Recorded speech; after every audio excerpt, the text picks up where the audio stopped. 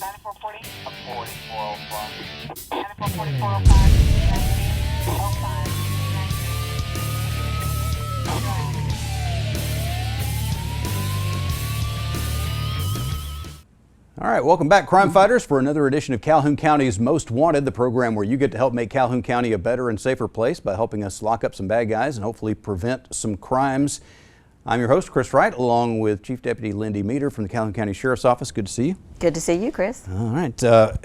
Hard to believe, but we are already at the point where people are starting to think about back to school. Yes, it's hard to believe that we're going into July, so we've got about a month left, and so the discussion is coming up of what's going to happen with school coming. Yeah, in a way it seems like the longest summer ever because the kids have been at home for a long time. But at this point, we still don't know exactly when the new school year is going to start for sure and what it's going to look like. Right, and there's been, obviously a lot of discussion, but as far as the Sheriff's Office receiving any definite information as the opening day of when school is actually going to start back, we haven't got an exact date yet, and there's discussions of whether or not, actually classroom, virtual type classes, or a combination of the two. I know that the Sheriff's Office is already taking the steps to be ready for whenever the school opens and whatever it looks like. With the school resource officers and such, you'll be there. Right, and all of our SROs are ready and be assigned back in their schools. We have an SRO conference every year that they attend. Obviously, that's a little modification this year. It was all on a webinar, but they've just completed those courses of additional training for the school year. All right, so that's coming around before long, so we'll be passing along some more information on that, I'm sure, before too much longer. Right now, let's say thank you to our viewers for the help with finding a couple more people this week. That brings our total count to 4,582. That's great, and we appreciate every phone call and every information that we receive. All right. So coming up in just a minute, we'll have the first half of this week's lineup. See if you can help us find anybody there when we come back on Calhoun County's Most Wanted. I love getting gift cards. Gift cards are a popular and convenient way to give someone a gift, but they have also become an easy way for scammers to steal your money. If an unknown person calls you for any reason and suggests that you make a payment by using a gift card, don't. That's not a gift, nor a payment. That's a scam. No respectable business would request payment in that manner. Neither would a business tell you the exact location of where to go and buy that gift card. If you purchase the card and give the scammer the numbers on the back, they will immediately transfer your money into another card into another account. Be sure to keep the card and your purchase receipt. There is no guarantee that you can get your money back, but do contact the card company immediately. For more information, you can call me, Nancy Hilton, at the Calhoun County Sheriff's Office, 256-236-6600. All right, let's get started with this week's lineup on Calhoun County's Most Wanted. Up first, James Hurd of Oxford is wanted for kidnapping first degree and burglary first degree. Lewis Abbott of Harpersville wanted on a probation violation for theft of property, third degree. Lafiama Bates of Augusta, Georgia wanted on a failure to appear warrant for possession of a controlled substance and receiving stolen property, first degree. Crystal Nichols of Leeds wanted on a failure to appear warrant for obstruction of justice using a false ID and use and possession of drug paraphernalia. Lee Breimer of Stockbridge, Georgia wanted on 4 counts of burglary, third degree probation violation. And Sean Roper of Asheville wanted on a probation violation for fraudulent use of a credit card. All right, we'll have the second half of the lineup coming up here in just a little bit. Right now, Captain Joey Stone is joining us, and good to see you, Joey. Good to see you. One of the reasons that we wanted you to be on the show today is because we've got some more gun safety training classes coming up, and we've had here recently, I understand, a big spike in people purchasing firearms and in people getting their licenses. And we're not here to talk about whether that's a good thing or a bad thing, but I think we all agree that if you're going to have a weapon, you need to know the proper way to use it and how you can legally use it. That's correct, and that's what we teach. This is the third quarter coming up. We teach a firearm safety class every quarter. This will be the third one for the year. Our second one got canceled due to the COVID, and so that's what we're going to be teaching. And just like you said, the main thing is we want to teach people when they can use it and how to use it. We want to it's a firearm safety class. And it's not just taking that knowledge and putting it inside your brain one time either. This is not something that's only for people that are new with a weapon. Take, for example, I've got a vessel license, for piloting a boat, but it had been several years since I'd done it. Okay, I know I'm going to be down at the beach. I've got access to a boat to use while I'm down there last year. I need to refresh my memory on some of this. And with a boat and a planned trip, I'm able to take the time and refresh my memory on it. With a gun, if you bought a weapon for personal protection, you don't necessarily get a heads up that, hey, you're about to need to use this. You need to make sure that you're comfortable with that weapon at any time. Right. And the classes that we offer as well, they're free to the citizens, and so there's no limit. It's open up, so you can attend as many times as you feel comfortable. Mm-hmm. So what happens in the classes? So it's a two-part series. You'll come on the first night, it's July 9th. You'll do a classroom portion where we have an instructor teach us about the laws and, when we're justified to use, a firearm to protect ourselves, or our home or our property or whatever. And then we do another classroom portion and a range portion on the following Saturday, weather permitting and all that sort of thing. And that's where we kind of teach people how to use the firearm.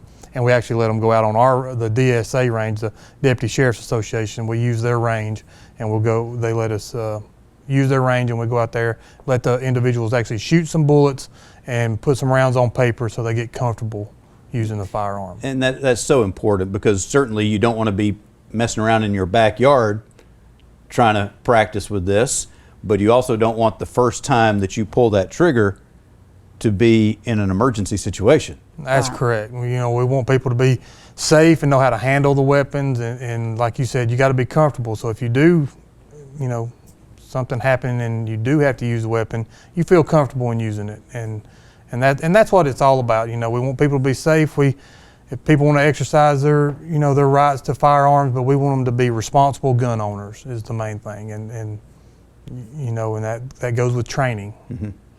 Lindy, have we seen, am I correct that we have seen a lot of people getting licenses and purchasing right now? There has been an increase in people purchasing pistol permit applications and license. Go to try to purchase a weapon, you can see that there's back orders on ammo, so there has been a spike, and so yes, we absolutely want people trained. Yeah, so if I'm going to participate in this class, obviously you got the two parts, there's the classroom, then there's the range. For the range day, do I need to bring my personal weapon? Yes, for the range day, you bring your weapon. We have had a few people every once in a while that come, they don't own a weapon, they want to kind of learn about weapons, and our instructors usually have enough weapons. If they want to shoot one, we'll have one there, but typically people bring their own weapon because they're trying to learn. I tell people, look, you need to bring a weapon so you learn how to become familiar with that weapon, because firearms are so different from manufacturer to manufacturer, so it's good if you do have your own weapon so you can learn how to shoot it and how to operate it and everything. But we will have some weapons if we have somebody that wants to come who doesn't have one. And certainly, as members of law enforcement, you guys understand how that one small difference between this weapon and the one that I used can make a difference when you're in a very quickly changing situation and a firearm becomes part of that situation. Any tiny little thing can completely change the situation. Right. And in a very tragic way, in lots of different ways. So, bringing that weapon is going to be the smart thing to do, and just, we all need to, if we're going to have that weapon, we need to understand about that weapon, how to use it, and the laws. So we need to take a break, but when we come back, I'd like to talk about some of the things that people maybe think they know but don't really know about weapons and the laws here in Alabama. So we'll be back. We'll have the second half of this week's lineup and talk some more about gun safety here on Calhoun County's Most Wanted. All right, here we go with the second half of this week's lineup on Calhoun County's Most Wanted. Terry Thornburg of Lincoln is wanted on a probation revocation for prescription illegal possession and theft of property, 3rd degree. Lester Ledlow of Anniston wanted for failure to pay for robbery, 1st degree. Jesse Wilson of Gadsden wanted on failure to appear warrant for 3 counts of burglary, 3rd degree.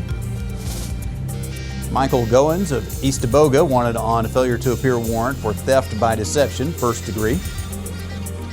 Andra Lane of Gadsden is wanted for use and possession of drug paraphernalia. Amanda Hamilton of Anniston wanted for receiving stolen property, 3rd degree. All right, we'll have some property crimes that we need your help with coming up in just a few minutes. Also, our crazy criminal of the week. But right now, Captain Joey Stone is here talking to us about the upcoming gun safety class that we're going to be having. And normally we just kind of leave that open and let people come, but with COVID-19 happening right now and a little uncertainty about how much demand there will be for the class, we're going to have to handle things a little bit differently this time, aren't we? Yeah, unfortunately, we usually just open it for the public to come to the class, and then we kind of limit the range portion. You know, we have to have sign-up sheets and stuff, but unfortunately with the COVID thing, what we're going to have to do is we're going to get people to call into the sheriff's office and get them to sign up on a sign-up sheet, and then we'll probably have an overflow sheet. And we're just going to have to try to manage our numbers that way, and then we'll probably have to break the range portion down too, just to try to keep up with the social distancing, you know, until we can get back to normal. Yep. So what are some of the things when you have these classes, what are some of the things that when you talk about it, people in the audience give you that surprised look like, I didn't know that? Well, you know, we talk about the laws, like when the first part of the class on the Thursday night, it's 2 hours, it's from 6 to 8. It'll be at the sheriff's office, you know, and we have an instructor who gets up there and talks about the laws and when you can and can't use a firearm. And people, you know, one thing we try to tell people, part of the law, like using lethal force, is you're accountable for every round that comes out of that weapon, you know. So if I'm shooting at a bad guy and I miss and I hit an innocent person, I'm going to be held, you know, criminally liable for shooting that person, you know, and things like that. It's very important. That's why we want people to be responsible gun owners and understand the law, and then not get in trouble when you are trying to defend yourself. Right. You know, you have a right to defend yourself, but you also have a responsibility to defend yourself in a way that doesn't endanger other innocent people around you. That's correct. And there's a difference from personal safety than just property. Right. And a lot of people get it confused with, well, if somebody pulls up in my driveway, gives me justification to shoot them. Well, that's not true. Mm-hmm. Yeah, those are very important things to know. That is very important. Because we don't want somebody to go to jail trying to defend themselves. No. You know, so we don't want people to get in trouble, you know, just trying to do the right thing. What about when you actually get out on the range there? Is that how does that actually go? Do most people handle the weapons pretty well, or? That's a toss-up, you know, but because we have a lot of first-time shooters, you know, and the first time they shoot it, they don't know what to expect. Some think that guns, they see the movies and how they, you know, guns kick really bad and they're going to fly to your hands or something like that. But, you know, most firearms, most pistols are manageable, and most people can manage them, and it kind of, you know, that first few shots, it's a different experience. And just the safety factor of handling a firearm, because normally your hands are going to follow your eyes. So if they have a question, they look at you. Of course, they're going to look at you pointing a weapon at you. So that's things just to be aware of. Yeah. You ever have anybody that gets out there and then when they actually fire that first shot off, they say, "Oh, never mind, I don't want this gun after all." Yeah. I mean, we've had some people, you know, they realize, well, maybe this isn't for me, and that, you know, that's a good thing, you know. Not firearms aren't for everybody. Yeah, the last thing you want is to introduce a firearm into a situation when you're not going to maintain proper control of that weapon. That's absolutely right. You don't want to arm the bad guy, you know, if you get in a situation. And even if they don't take your weapon from you, once you've introduced it, you've raised the expectations of that event.